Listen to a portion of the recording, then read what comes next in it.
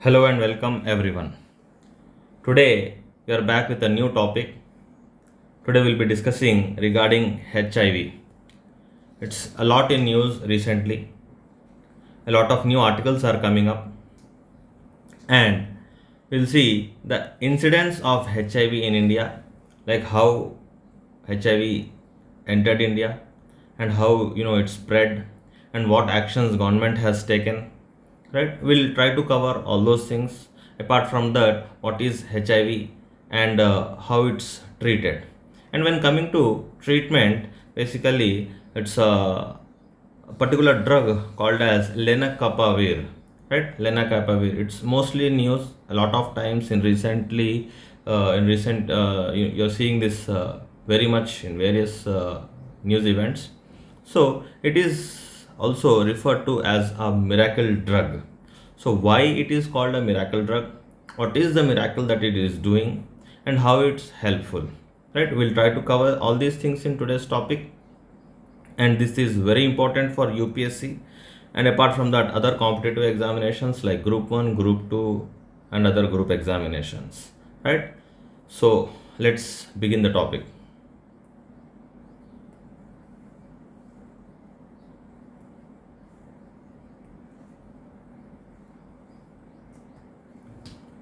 First, we'll see what is HIV. As we all know, HIV is a type of virus, right? So you can see the picture. I think you are very familiar with viruses because we have seen during the COVID pandemic time. So human immunodeficiency virus, right? So human related immunity. So basically it attacks the immunity system. What does HIV do? It attacks the immunity system. It weakens people's defenses. See, what are the people's defenses? As a human being, as our body is having a lot of measures to control or to stop us from getting infected to various diseases. So our immunity system is there. But HIV basically attacks this immunity system. It weakens our defenses, people's defenses against infections. So once defenses are weak, now a human being is susceptible to various types of infections, right? So you can see a wide range of infections can happen, and once the infection is happening, there is no cure for that infection, and slowly the human being or the particular person who is affected, he gets completely into it. Now let's see how HIV is transmitted, right? As we all know, unprotected sex, contaminated needles, like needles which are used to give injections to persons affected with HIV, and if the same needle is used for other persons, from mother to child during childbirth, or you may say during pregnancy, or again during breastfeeding, there is a chance of a child being affected if mother is having HIV. And again, blood transfusions, like if a HIV positive person is donating blood unknowingly or knowingly to somebody else, if his blood is taken and if his blood is given to somebody else, then through that also the other person also gets affected and HIV positive. So how does it attack? What is the method? What does it actually do? How it harms the immunity system? If you see, it kills the CD4 cells. Now, this CD4 cell is a type of cell. It is a type of white blood cell basically. As we know, there are two types of cells in our body, that is WBC and RBC, like white blood cells and red blood cells. And white blood cells are majorly responsible for defenses. They protect us from various diseases. We have learned that they are like police. They fight with infections, bacteria. So basically CD4 T cell is a type of white blood cell. It is also known as helper T cells, right? It's plays a vital role in fighting infections, and depletion of these cells makes the body vulnerable to infections and cancers. Because see, if you are losing your defenses, if the number of CD4 cells is decreasing, then definitely you cannot withhold or you cannot stop infections. A lot of infections may happen. Therefore, as HIV progresses, if a person is affected by HIV and if HIV is progressing in his body, generally the number of CD4 cells starts falling. Right? So you can see here the CD4 cell, and this is the HIV cell, and the way HIV cell is entering, attacking CD4 cell, and slowly it is killing the CD4 cell. Right? Next we'll see what are the stages. Once a person is affected by HIV, then what are the stages?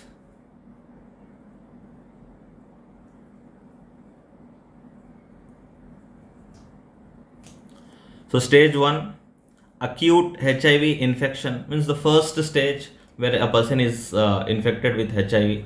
So for a HIV cell to infect a body, enter into CD4 T cells, around approximately it takes 2 to 6 weeks.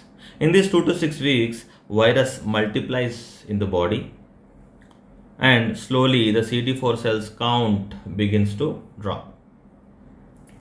Now coming to stage 2, right?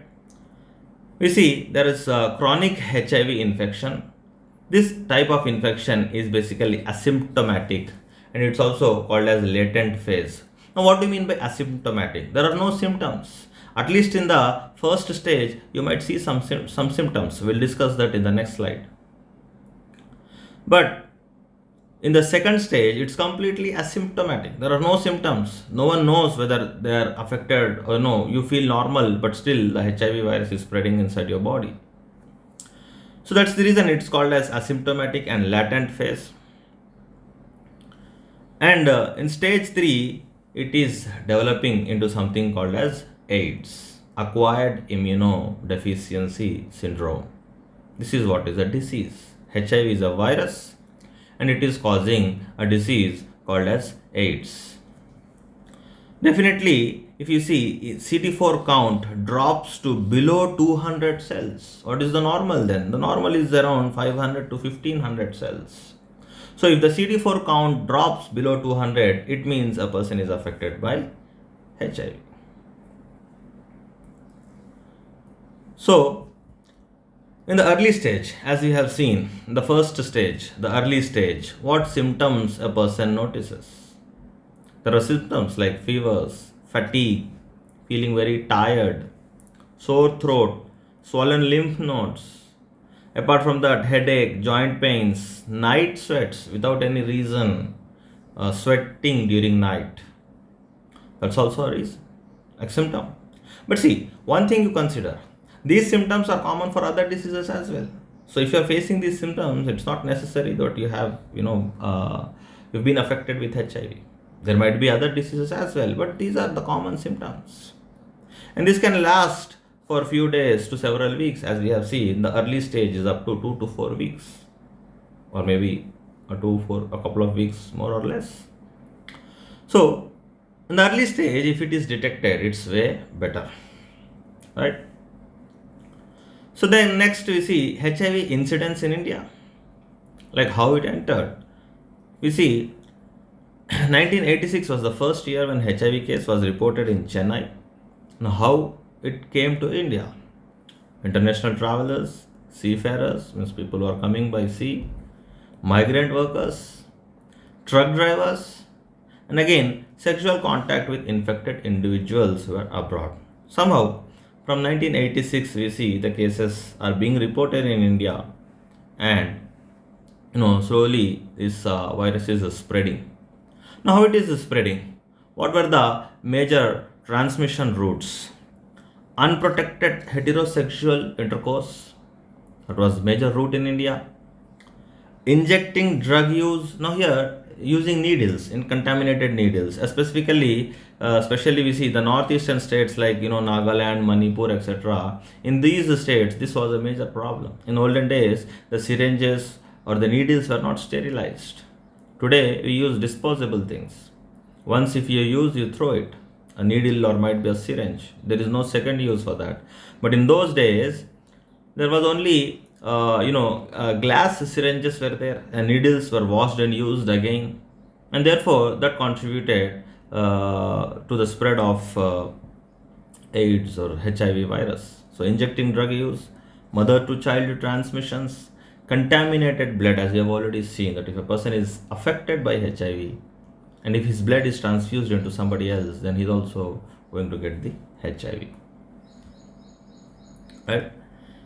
Now, what states, most affected states, if you see in India, Mizoram, even though it's a very small, it's a highly affected state.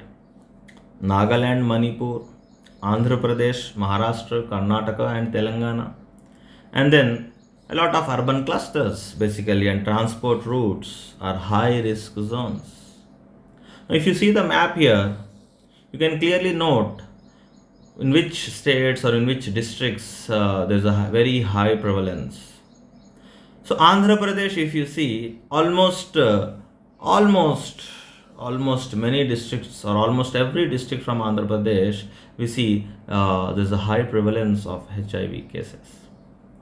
A few districts in Karnataka, a few districts in Tamil Nadu, a few districts in Maharashtra, and few in Orissa, and again in the northeast. But you can see how Andhra Pradesh is severely affected.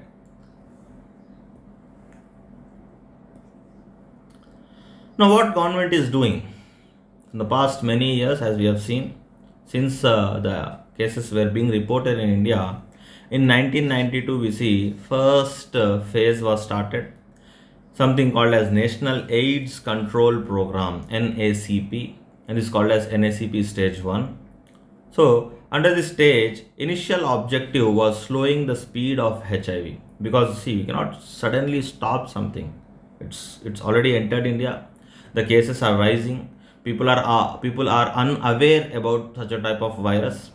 People don't know, and then it is calmly spreading, and even because it's asymptomatic. Once you see the stage 1 symptoms are very mild. Headache, dizziness, tired, and all these things. Sore throat. It's common. People might think they just got some fever or flu something, and from second stage it's completely asymptomatic.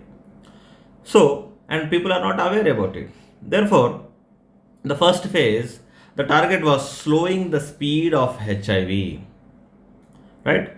Again, a National AIDS Control Organization was set up. Now, this organization, why? To implement the NACP. To implement the program, an organization was made. Now, this organization was under the Ministry of Health and Family Welfare. Again, apart from that, from the beginning itself, it's not that only center had complete control on it. The program was decentralized and every state was given responsibility. Therefore, within the states, you see, states aid control societies were established, and they also worked throughout the state. So it was a decentralized structure from the beginning, right? And next we see the phase 2 from 1999 to 2006. Again, the focus was reducing the speed. Again, it concentrated on something called as behavior change, right? Communication. What behavior change? Now, behavior change is like, now people, a lot of people, now they came to know that some type of such disease is it's spreading. So, no need to fear, you can tackle it. But again, no need to worry, that's something called as a behavior change. Now, apart from that, no need to worry. Behavior change also includes to have safe practices, because earlier there were reckless practices. So, behavior needs to be changed. So, the concentration was on reducing speed as well as changing the behavior. Communication is the key tool, because if somebody is affected, he might not inform or he might not tell his weaknesses. He might hide it, but communication is the key. So people who are being affected, they have to communicate. They have to tell that this is the problem. And again, promoting the condom use. A lot of ads, a lot of places, condoms were placed to create awareness and to bring behavioral changes. The next we see the phase 3 started from 2007 till 2012. Now, in this phase, we want to halt and reverse the HIV epidemic. Reverse. Now, instead of, because the cases were increasing, now we want to halt that increase. We want to reverse it. And integrated prevention with care and support and treatment. So, a lot of different types of treatments also started. And within these treatments, if you see antiretroviral therapy, ART, such kind of treatments or such kind of therapy was very prevalent. ART treatment and such services were given a lot from phase 3 if you see. And again, prevention from mother to child transmission programs. If mother is having, let's say, HIV, in any case, that HIV should not be transmitted to the child under pregnancy or maybe during the childbirth or during breastfeeding. So a lot of medicines and steps were taken for that in this third phase. Now coming to fourth phase, what we see, same continued focus on prevention, treatment, care. But again, the goal was slightly modified. Instead of halting and reversing, no, we want to achieve an AIDS-free India. AIDS-free India, right? Again, there were very few deaths were reported, so sustaining the decline in new infections and also sustaining the AIDS-related deaths. Already decline started. Because of first, second, and third phases, now we are seeing results. And in these results, now the new cases, the number of new cases are declining. The number of new deaths are declining. So that decline has to be sustained. It has to be sustainable. Then fifth stage is what is currently the ongoing phase. This phase is from 21 to 26. Right? This is the ongoing phase. And here, all these organizations and societies, they're trying to maintain a very low epidemic level in India.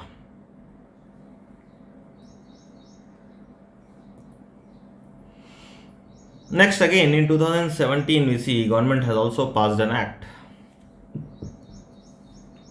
HIV or AIDS Prevention and Control Act 2017.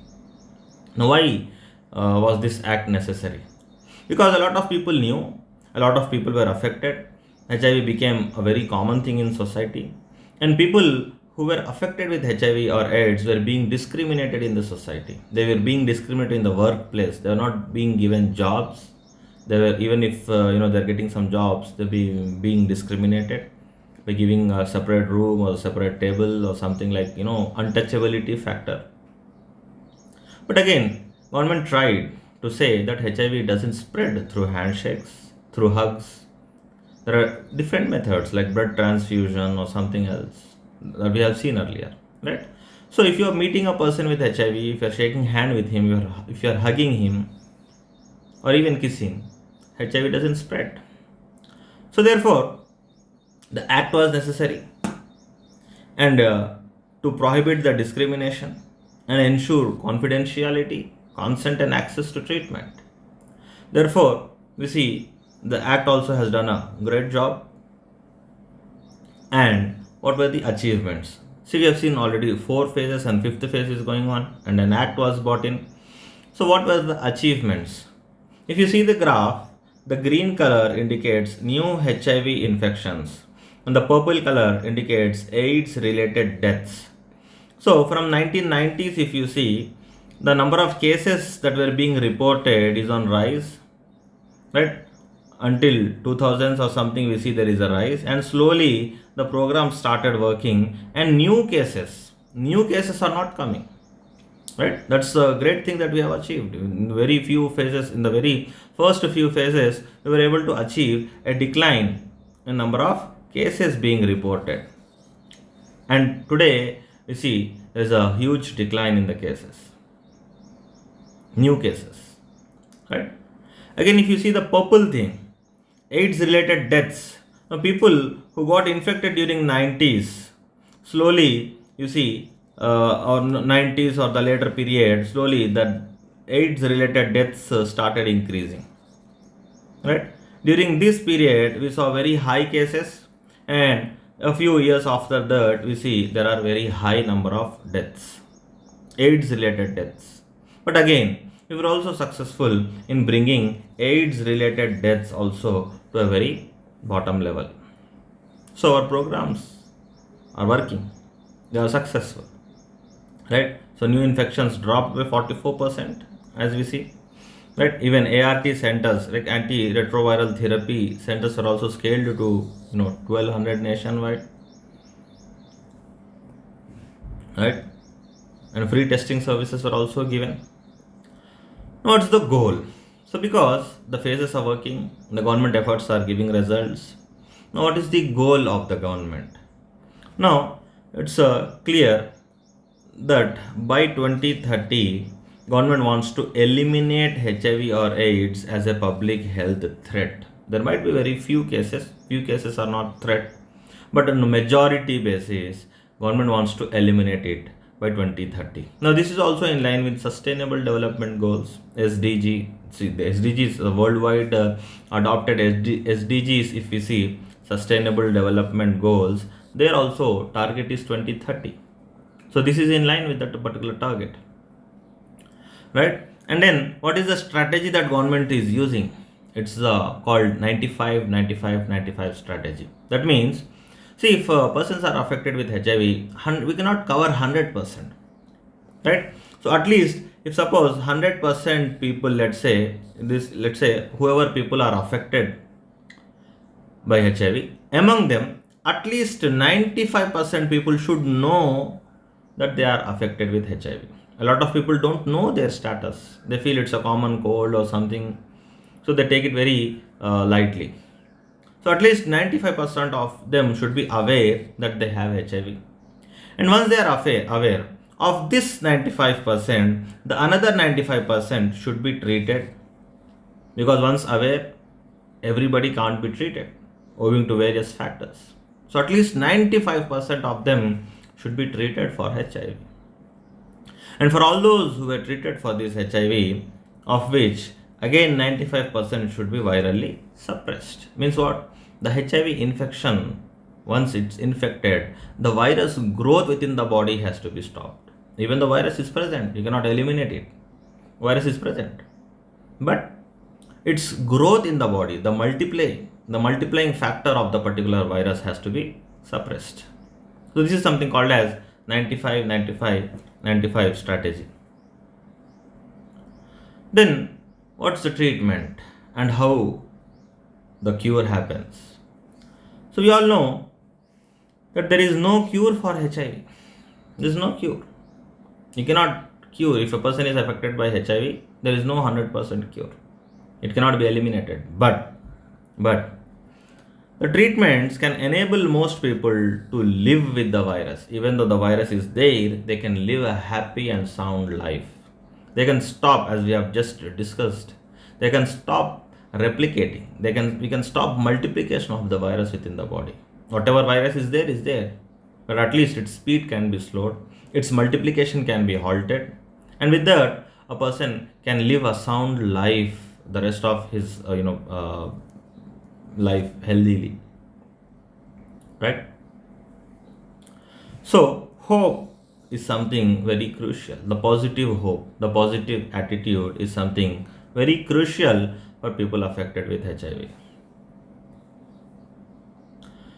Then among the treatments, as we have discussed, there is something called as ART, that is antiretroviral therapy. Now what is this therapy? How the treatment is done, we'll discuss. So in India, if you see, HIV treatment primarily involves antiretroviral therapy. Not only in India, even a lot of countries. But in India, we see antiretroviral therapy is very common. It is given free of cost. Basically, it's freely available at all government centers, government hospitals or PHCs. Such type of treatment is freely available. So it's not cost effective. It's not costly, right? Now, what is it? What is ART? What type of medication is being given? If you see, there are various types of medicine. It's not a single medicine, but multiple combination of medicines are being given. It's a set of medicines, right? By various names, right? So taking combination of HIV medicines on a daily basis, These medicines have to be taken daily, and it is recommended for everyone who is diagnosed with the HIV. So everyone who is diagnosed with the HIV has to take the antiretroviral therapy treatment. That is, they have to take these medicines regularly on a daily basis. Now, what's the consideration? Can these cure the disease? No, definitely no cure, but control. They can control the disease. They can halt the progress of the disease. Regular monitoring is definitely required, highly required. It's not simply you're taking medicines and no tests are being performed. No, regular lab tests have to be done. Addressing stigma is very important. Stigma is like social or the behavior of the society or the person himself feeling very low in confidence. So such things has to be addressed. Therefore, stigma, discrimination against people living with HIV remain even significant challenge even today. Even though government is working so hard, people are understanding it, a lot of awareness is being given, but still there are some people or some areas or places where still people feel very discriminated, right? So this has to be done away with. Then there is another type of treatment. It's not treatment basically, it's something called as pre-exposure prophylaxis, right? Pre-exposure prophylaxis. Now, what is this pre-exposure? You can see the term itself. So, it is a medication taken by HIV negative individuals. It's not for people who are affected with HIV. It's for people who are actually not affected by HIV, but there are chances that they might be affected, that they are highly risky. Their position is something risky position, that they have the chance of acquiring HIV, right? So basically, people who have the risk of acquiring HIV, right? So such type of treatment is basically a preventive measure. It is not a treatment. It's a preventive measure to stop the HIV from entering into your body, right? Even though if HIV virus is entered, it has to be neutralized the moment it entered, so that the person can be protected. Again, here daily pill is given. Now, what is the pill specifically? There is a name called as Truvada. This type of pill is given. For whom it is recommended? Individual with HIV positive partners, like let's say spouses. If husband is having HIV, there's a huge chance that wife might get it. If wife is having, there's a huge chance that husband might get it. In couples or partners, there's a high risk. Therefore, such type of individuals definitely has to take this type of treatment. Those who are at substantial risk, and again those who have been diagnosed with sexually transmitted infections, other people who already have some sort of sexually transmitted infection, so they should be very careful that HIV shouldn't affect them, right? Then now coming to the main drug that we have discussed earlier as well during the discussion of the title of this topic. It's called lenacapavir, and that's the miracle drug. Now we'll try to go through few of the details regarding lenacapavir, right? What is this? It's a novel, long-acting HIV treatment and prevention medication. So two things are there. HIV prevention is also there, HIV treatment is also there. Again, remember, treatment doesn't mean cure. Treatment means controlling. That's it, right? So, now this drug is responsible for two, treatment as well as prevention. In earlier, we have seen in ART for treatment, ART is used for treatment and PrEP is used for prevention, right? But here, the same drug is used for both the roles, for treatment as well as prevention. And apart from that, it targets completely a different part of HIV life cycle. Means it's not like other drugs, right? It's something it targets the life cycle, the life cycle of that particular virus. And the antiretroviral drugs, they do something else. They don't attack the HIV virus's life cycle. Now, what does it do? If you see, it is a first-in-class HIV-1 capsid inhibitor, right? It's not a medicine, it's something inhibitor, right? It blocks a key protein that is called as HIV-1 capsid protein. So within the HIV virus, there is a protein called as capsid protein. Now, if the growth of this protein is stopped, you can stop the spread of HIV or multiplication of HIV within human body. So this particular protein is being targeted, right? And it blocks key protein in HIV virus, preventing it from replicating or multiplication. It is approved for use in heavily treatment experienced adults with multi-drug resistant HIVs. So currently it is in the experimental stages. It is not given to everyone. It is only given to those persons who have taken multiple drugs, who have taken ART treatments a lot of times, but still their condition is not improving. Still the virus is spreading within them. Therefore, such kind of persons only, as of now, this particular drug is being given. So approved for people with multi-drug resistant HIV, right? It can also be used as a long-acting PrEP, as we have already seen. So prevention is also there, treatment is also there, right? Now we learn more about it. The miracle drug. Now it is something, as we have seen, long-acting injectable. Now injectable means what? It's basically an injection. It's not a medicine, it's not a pill, right? It is given very less frequently, right?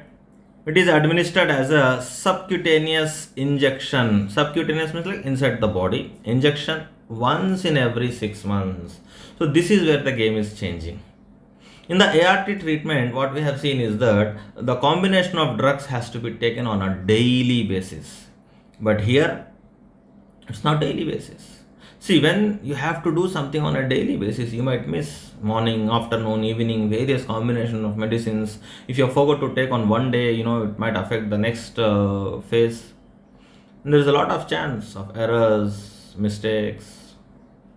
And therefore, many people, even though they have the ART medication, they might not do it properly.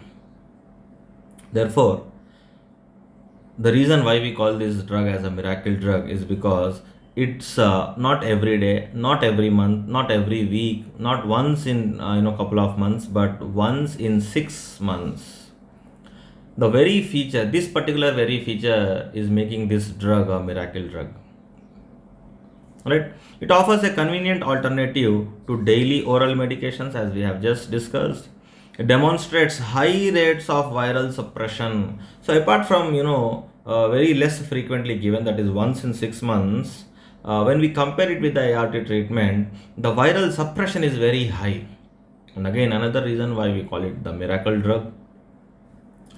It is developed by Gilead Sciences, and it is sold in 2 different names. The same drug is sold by the name Sunlenca for treatment, and the same drug is sold by the name Yes2Go for prevention.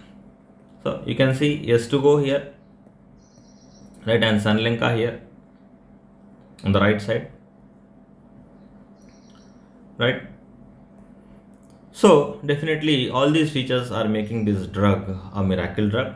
Let's just have some comparison and limitations in the end. So as you have seen, it is approved only for treatmenting experienced adults. Heavily treatment experienced adults means those adults, not to children, those adults who have earlier taken a lot of treatment, but again the virus is not being suppressed in them. And multi-drug resistant HIV. Multi-drug means what? They have taken medicines, different types of medicines, but again there is no cure or there is no result, right?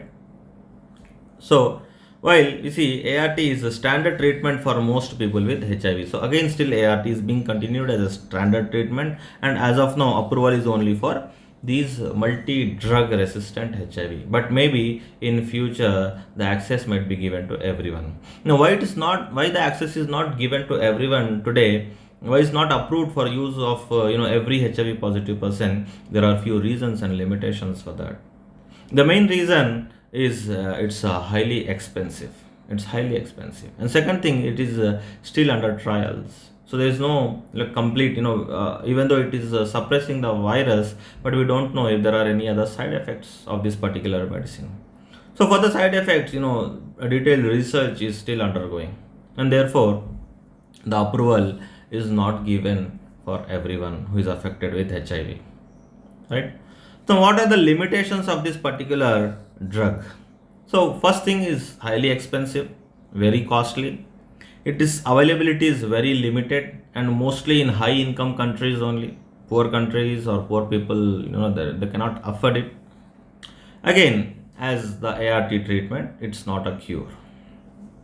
It must be again when if even if the lenacapavir is given, sometimes it has also to be accompanied by some sort of ART. And it requires a cold chain and trained delivery system. Now, cold chain means what? It has to be refrigerated. You cannot keep it, openly. So this adds an additional challenge to that. That makes it not difficult. It adds another difficulty in making it available, right? So as you have seen, lenacapavir versus this ART. If we just summarize, no, it's basically injection. Lenacapavir and ART is a type of pills. That's the basic difference. The next, it's long acting. Now, long acting means what? 6 months. Once you take the injection, this thing stays. The drug stays in your body for entire 6 months. So no need to worry. So long acting. It acts slowly and for a very long period. But ART is very short acting, means daily, maybe for 24 hours something. So you have to take it every day. 6 months, as we have seen, that makes the lenacapavir twice yearly injection. So only entire year, if you take it twice, that's enough. But the ART has to be taken daily. Again, in the lenacapavir, there is no need of taking any pills. Mostly there is no need of taking any pills, right? But here there are multiple medicines. So this is the comparison, the final comparison. I hope you've understood the entire topic, and you have understood various stages, various phases, the way government is responding, and again, it's also giving results. The incidence of HIV is decreasing in India. That's very good. And again, in future we have a miracle drug that is called as lenacapavir. This is very useful for UPSC preparation and other competitive examinations. Hope you have understood. Thank you.